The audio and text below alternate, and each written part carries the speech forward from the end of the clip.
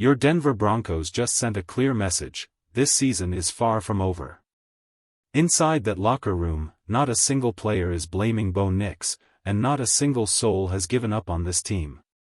If you're a Broncos fan, it's time to start saving every doubt, every headline, every piece of disrespect, because the world is counting this team out. Critics are loud right now. Writers who barely even watch a full Broncos game are quick to mock the stat sheet, saying Denver only had 9 first downs, the second fewest in the league this year. They're questioning Sean Payton, they're questioning this roster, and they're questioning if the Broncos even belong in the playoff conversation. That's exactly the type of fuel this team thrives on. Before listening to the latest news, subscribe to the channel, like it, and don't forget to press the bell icon. Let's move on to the new news. Here's the truth: growth is never a straight line. Sometimes you take 2 steps forward and 1 step back, but that doesn't mean the journey is over. The Broncos know that. And last night, you could see it in their unity. In the post-game press conference, J.K. Dobbins cut off a reporter mid-question when asked about Bo Nix's throws. He refused to let the blame land on the rookie. His words were powerful: this was not on Bo. He didn't miss. He played a great game. We've got his back, it's a team game, and we lost as a team. That's leadership. That's belief. That's Denver Broncos football. It's not on Bo Nix. And the Broncos are standing together to make that clear. Patrick Surtain spoke with confidence, saying he believes in this team. Courtland Sutton echoed the same, reminding everyone that Bo Nix played a strong game and that wins and losses don't rest on one man's shoulders.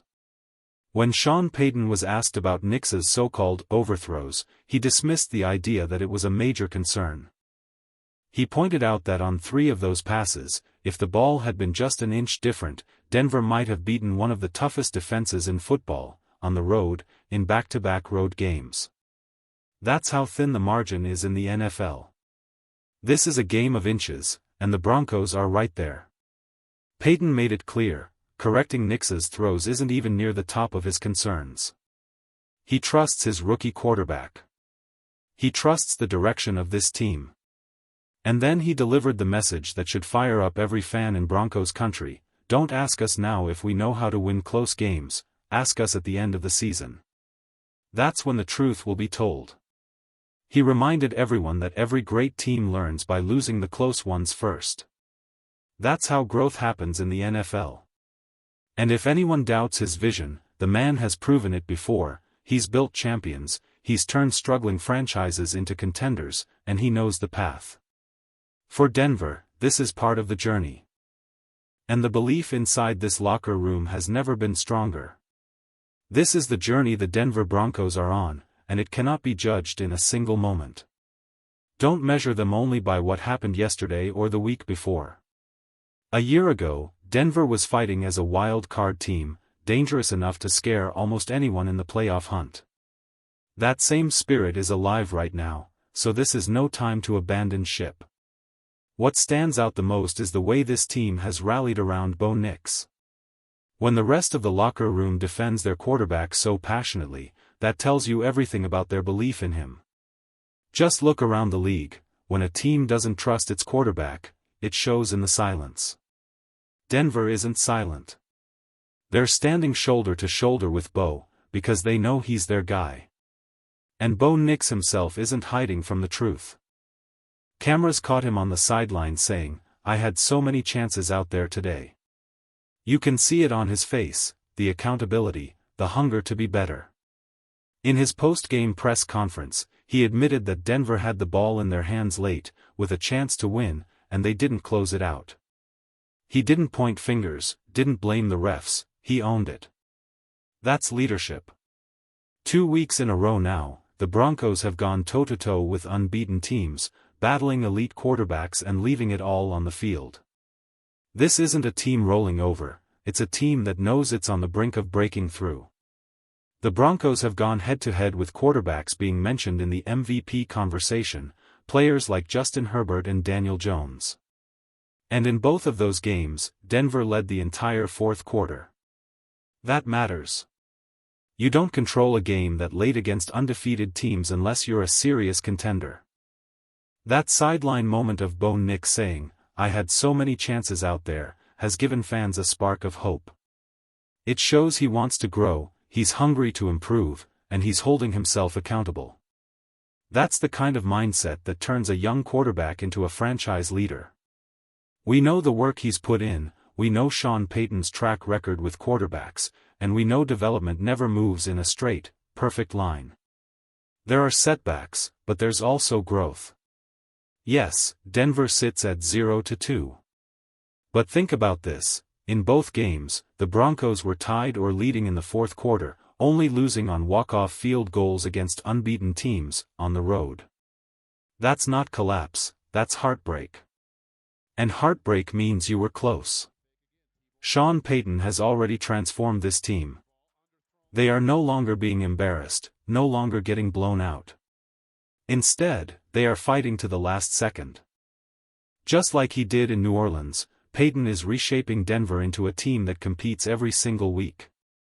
The Broncos are no joke, they're right there, knocking on the door. Sean Payton has already proven he can build teams that beat the weak opponents.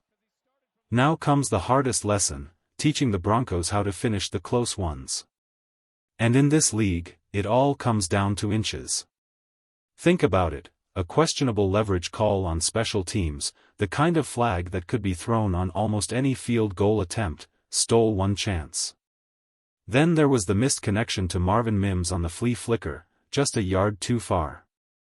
Those inches were the difference between heartbreak and victory.